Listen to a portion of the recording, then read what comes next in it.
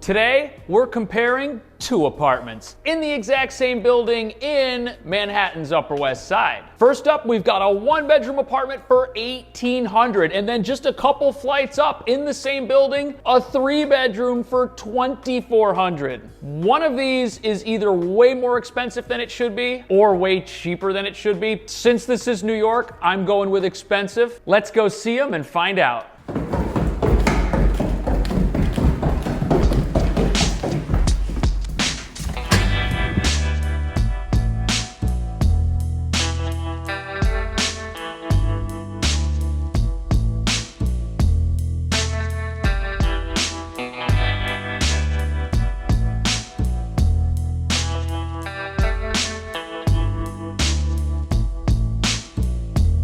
Here we are at 110th Street, and to get here we took the number one. It wasn't too bad. Now the apartment's on 108th Street, and everything you're gonna need on a regular, normal weekly basis is right here. Across the street we've got a West Side Market, and across from that we've actually got an H-Mart, which is a Korean/Asian supermarket. And across from this there is a CVS. All of this is kind of boring, but it is incredibly convenient. But what's definitely not convenient is a trip to Chase Bank, where the lines are incredibly long all the time. But good news, once we get away from Broadway, just one block west over here on Amsterdam Avenue, there's a lot more going on. You've got quite a few restaurants and shops to pick from in this part of town, like Amity Hall over here, which is kind of like a frat bar. There's a little Mexican restaurant right here, and next to that one there is another one over here. I could totally go for a breakfast burrito. When is something like that ever the wrong decision? Never. But what is always the wrong decision would be a visit to Domino's Pizza, because I don't think it's actually pizza. And speaking of restaurants that serve you things that aren't what they claim to be, Subway is being sued because their tuna is apparently not tuna, according to the lawsuit. I just hope a judge can tell us what the sea creatures in the Subway tuna sandwich are, because I'm curious to know. I wonder if it's chicken and not actually anything from the ocean. We'll see. Right over here you can get falafel.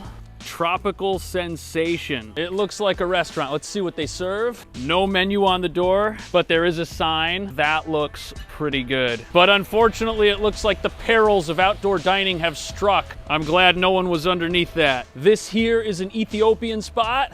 You can get sushi, and right over here, you can get local pizza. Real local pizza, not Domino's almost pizza. I can't tell what this little business is right here, but whatever it is, people love it on Yelp. Since it's closed, all we can do is speculate. Definitely don't use the internet to go look that up, whatever it is. Can you tell that it snowed this morning? And do you like the way New York City looks right now? Let me know. Over here, you can get some Thai food. I know that Spice is a chain, but I eat there all the time. I could probably do better, whatever. There's definitely a lot going on up here. If you want to go on the town, hang out with your friends, this is a good neighborhood to do it. And since the apartment is just down the street there on 108th, we can go see what living here would be like.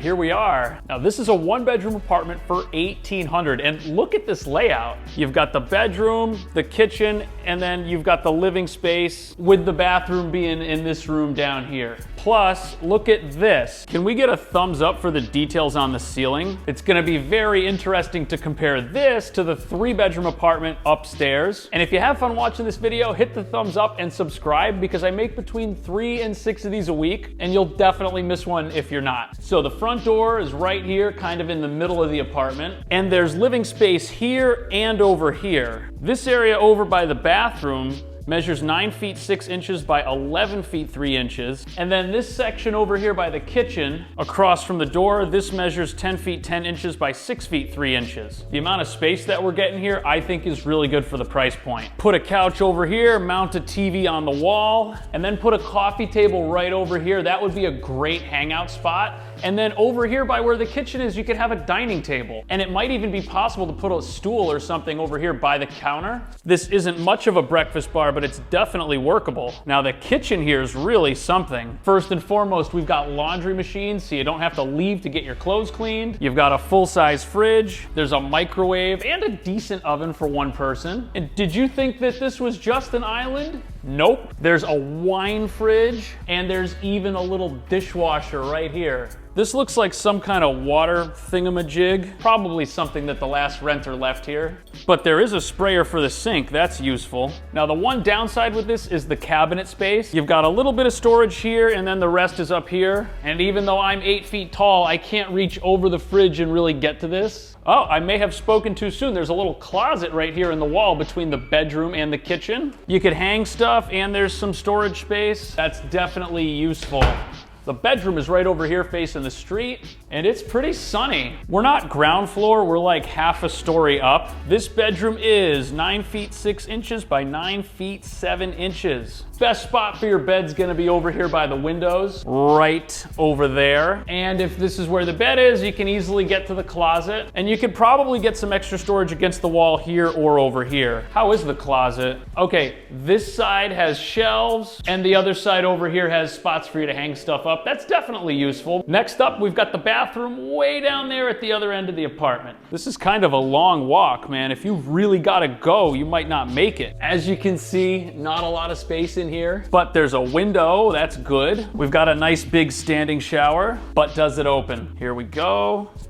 Oh, it works perfectly fine. That's good. But you're gonna need a curtain because you don't want to give your neighbors too much to look at. Speaking of looking at things, there's a lot of mirrors in here. That's useful. This one right here turns into a medicine cabinet, and you're gonna know exactly what you look like before you leave for the day. That is for sure. Now what we're gonna do is head upstairs and check out the 3-bedroom and see which of these two is the better deal.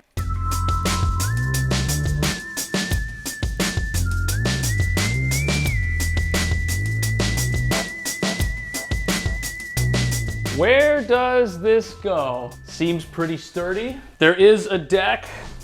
Let's get out here. Okay, only a little bit of snow. Really kind of cool, actually. You can see most of the neighborhood from up here. This is pretty sweet. It comes with a mirror so you can look at yourself like this. Maybe this was used for tanning or something. I have absolutely no idea. Your neighbors have a roof deck as well. Hopefully they're cool, but if you guys want to have a snowball fight, look, there's a little dividing line. There's snow on both sides. That could be fun. It looks like you also get these free lights on this string right here. This is kind of neat. You could get some chairs, maybe a little hangout spot, maybe a hammock.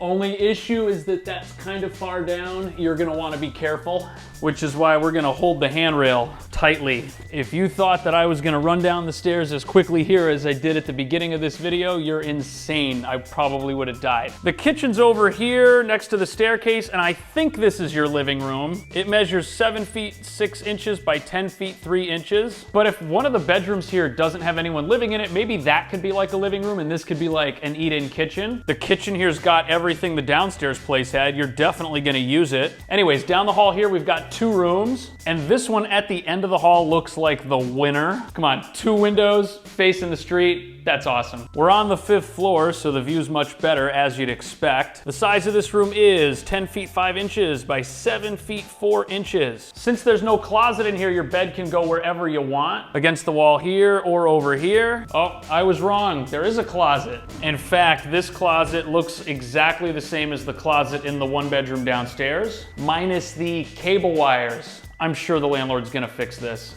Now, next to that bedroom, there is another room, and this is pretty interesting. It's got a window. Behind the door here, there is also a closet. This room is 10 feet 5 inches by 7 feet 1 inch. Definitely this would make a good bedroom. It could also be a den, that's for sure. Here we are in the last room. We've got a closet, and not just 1 window, but 2. 9 feet 4 inches by 7 feet 6 inches. This is like the same size as those other 2. I'm starting to think that if this is a place that's shared by 3 people, each person's not gonna have a massive bedroom, but that per person rent, boy, that is gonna be so cheap. Bathroom here, pretty much the same as downstairs. I think I like the downstairs bathroom a little bit better for some reason. Maybe it's the yellowish lights. I'm not a big fan of those. There's a medicine cabinet. I can get behind that. Say what you want about the lighting, this bathroom is definitely larger. That's a good thing. So, which of these two apartments do you think is the better deal? Is it this one? Is it the one downstairs? Is it even a contest? Let me know.